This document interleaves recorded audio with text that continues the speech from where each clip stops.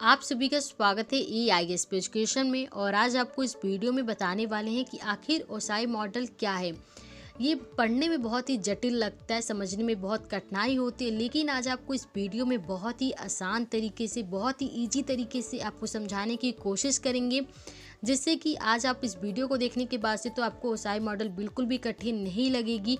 आपको बिल्कुल OSI model समझ में आ जाएगी। उसके एक एक लेयर के बारे में पूरी जानकारी आपको विस्तार से देते हैं।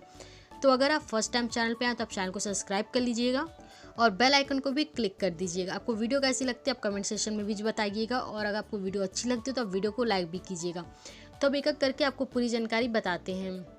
तो देखिए, ओसाई मॉडल का पूरा नाम क्या होता है? ओपन सिस्टम इंटरकनेक्शन, जो कि हमें पता है कि ओसाई मॉडल का पूरा नाम ओपन सिस्टम इंटरकनेक्शन होता है। इसे आईओएससी ने 1978 में विकसित किया था। यानी कि आईओएससी कौन? यानी कि इंटरनेशनल स्टैंडर्ड ऑर्गेनाइजेशन की ओर से इसे बनाया गया था, यानी कि विकसित किया गया था। और आईओएससी को नाम को ही पलट के ओएसआई कर दिया गया, यानी कि जिसे हम ओसाई मॉडल बोलते हैं। एक्चुअल में ये एक मॉडल है जो कि किसी भी नेटवर्क्स में दो यूजर के बीच कम्युनिकेशन के लिए रेफरेंस मॉडल का काम करती है। इस मॉडल में टोटल 7 लेयर होते हैं, यानी कि ओसाई मॉडल में 7 परतें होती हैं। हर एक परत का अपना अलग अलग काम रहता है, वो एक दूसरे पर निर्भर नहीं रहते, किंतु एक लेयर से दूसरी लेयर में डाटा ट्रांसमिट होती है। ओसाई मॉडल में सभी परतें अपना अलग अलग काम रहता है, जिससे कि डाटा एक सिस्टम से दूसरे सिस्टम तक आसानी से पहुंच जाए। ओसाई मॉडल ये डिफाइन करता है कि किसी भी नेटवर्क में सूचना कैसे पाया जाता है या फिर भेजा जाता है। आपको एक और बात बताते हैं कि ओसाई मॉडल बस एक मॉडल, ये कोई सॉफ्टवेयर वगैरह नहीं है और ना ही कोई प्रोटोकॉल है जिसे कि सिस्टम में इंस्टॉल किया जा सके या फिर रन किया जा सके। ये सिर्फ एक मॉडल है। जैसा कि आप लोगों को पता ही होगा कि ओसाई मॉडल में टोटल 7 लेयर्स होती हैं, यानी कि ओसाई मॉडल में टोटल 7 परतें होती हैं। फर्स्ट, सेकंड और थर्ड लेयर को, यानी कि physical layer, data link layer और नेटवर्क लेयर को हार्डवेयर लेयर या फिर लोअर लेयर कहा जाता है। फोर्थ लेयर जो होती है, यानी कि जो ट्रांसपोर्ट लेयर होती है, उसे ओसाई का हार्ट कहा जाता है। उसके बाद से 5, 6, 7 ये जो लेयर होते हैं, इन्हें अपर लेयर या फिर सॉफ्टवेयर लेयर कहा जाता है। ठीक है, उसके बाद से अब एक एक करके लेयर के बारे में बात करते हैं। सबसे पहले बात कर लेते हैं फिजिकल लेयर की। ओसाई मॉडल में जो फिजिकल लेयर होती है, ये सबसे नीचे की लेयर होती है और ये फिजिकल और इलेक्ट्रिक कनेक्शन के लिए जिम्मेदार रहते हैं। फिजिकल लेयर में जो भी डिजिटल सिग्नल्स होती हैं वो एक्सटर्नल सिग्नल में बदल जाती हैं। डेटा प्राप्त करते समय इस लेयर को सिग्नल प्राप्त होता है, उसके बाद से इसे 0 और 1 में बदल देते हैं, फिर उन्हें डाटा लिंक लेयर में भेज देते हैं। फिजिकल लेयर यहाँ पे कम्युनिकेशन वायर्ड होगी या फिर वायरलेस होगी, इसके काम में ये प्रयोग किया जाता है। उसके बाद से जो आप लोगों का जो डाटा ट्रांसमिट होता है, वो उसके लिए कौन सी वोल्टेज, कितनी डाटा रेट है, वो सभी इस लेयर में तय कर दी जाती हैं। डाटा एनकोडिंग का काम भी इसी लेयर में होता है और ये फिजिकल लेयर को एक्टिवेट करती है और इस कनेक्शन को मेंटेन करती है और फिर उसे डीएक्टिवेट भी करती है। उसके बाद से डाटा लिंक लेयर का काम क्या होता है? डाटा लिंक लेयर में जो भी डाटा को फ्रेम के रूप में दर्शाया जाता है, यानी कि डाटा लिंक लेयर में बिट डाटा को फ्रेम में बदला जाता है और सभी फ्रेम को एक एक एड्रेस देते हैं। डाटा लिंक लेयर में ये जांच करता है कि जो भी डाटा फिजिकल लेयर से आया है वो सब कुछ एरर फ्री रहे, यानी कि त्रुटि रहित रहे, इसमें किसी भी तरह की कोई भी गलती ना हो। डाटा लिंक लेयर का मुख्य ये कार्य होता है ये जांचने का कि जो डाटा रिसीवर को भेजा जा रहा है वो डाटा बिल्कुल एरर फ्री हो, यानी कि उसमें किसी तरह की कोई भी गलतियां ना हो। उसके बाद थर्ड लेयर जो कि नेटवर्क लेयर होता है, इस लेयर में डाटा को पैकेट के रूप में दर्शाया जाता है।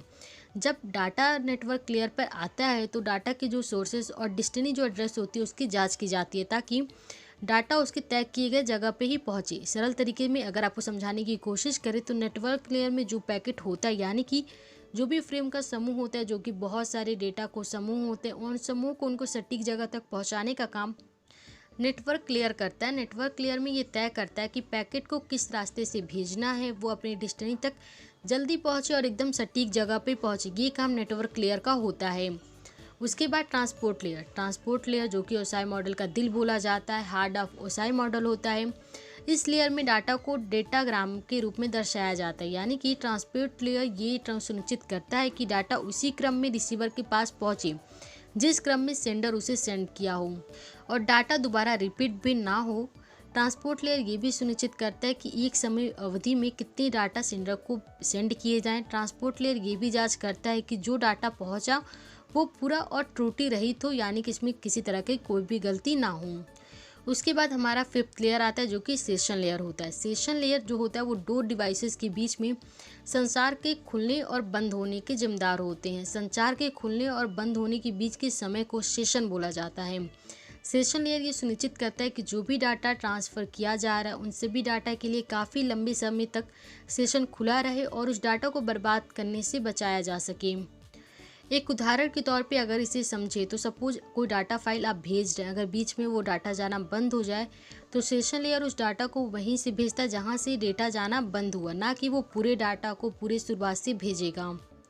अगर आप इसे एक सरल भाषा में समझें तो सेशन लेयर का मुख्य कार्य ये देखना होता है कि कनेक्शन को किस प्रकार से स्टेबलाइज किया जाए और उसे टर्मिनेट किया जाए। उसके बाद हमारा सिक्स लेयर है जो कि प्रेस्टेशन लेयर होता है। प्रेस्टेशन लेयर को ट्रांसलेट लेयर भी बोला जाता है। ये यहाँ पर जो एप्लीकेशन है वो डाटा को एक्सट्रैक्ट किया जाता है और नेटवर्क पर ट्रांसलेट करने के लिए आवश्यक फॉर्मेट के अनुसार उसे मैनिपुलेट किया जाता है, यानी कि डाटा में बदलाव किए जाते हैं।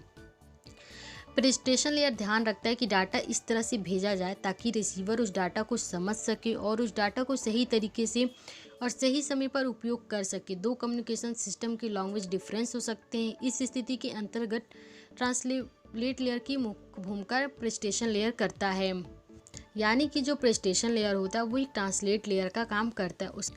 उसके बाद से हमारा जो आखिरी लेयर होता है जो कि एप्लीकेशन लेयर होता है। एप्लीकेशन लेयर क्या होता है अब इसको समझते हैं। ओएसआई मॉडल के सबसे ऊपर का जो हमारा एप्लीकेशन लेयर होता है जो कि नेटवर्क एप्लीकेशन इम्प्लीमेंट किया जाता है। ये एप्लीकेशन डाटा को प्रोड्यूस करते हैं जिस नेटवर्क पर ट्रांसफ़र किया जाता है। ये नेटवर्क एक्सेस के लिए एप्लीकेशन सर्विस के लिए विंडोज़ के रूप में कार्य करता है और उसको प्राप्त इन्फॉर्मेशन दिखाता है, जैसे कि आप वेब ब्राउज़र्स जो हमारे होते हैं जैसे कि गूगल क्रोम, फायरबॉक्स और जो भी अदर एप्लीकेशन होती हैं लाइक स्काइप, ऑफिस और सेट्रा, ये सारी जो हमारे एप्लीकेशन होते हैं वो एप्लीकेशन लेयर्स के ऐप्स और एंड यूजर प्रोसेस को सपोर्ट करता है और ये लेयर फाइल ट्रांसफ़र, ईमेल्स या फिर अन्य नेटवर्क सर्विस के लिए जिम्मेदार होता है। तो उम्मीद करते हैं कि आपको इस वीडियो में ओएसआई मॉडल के 7 लेयर के बारे में पूरी जानकारी आप लोगों को मिल गई होगी। आसान शब्दों में हमने आप लोगों को समझाने की कोशिश की है और हमने जिन शब्दों को बोला है आपको बिल्कुल अगर आप ऐसे पेपर में भी लिख देते हैं तो कोई भी आपके नंबर को कट नहीं करेगा, आपको पूरे नंबर दिए जाएंगे। इसके अलावा अगर आपके कोई सवाल होते हैं तो आप कमेंट कीजिएगा। आपको वीडियो कैसी लगे आप कमेंट करके ज़रूर बताइए। फर्स्ट टाइम चैनल पे आए थे तो चैनल को सब्सक्राइब कर लीजिए।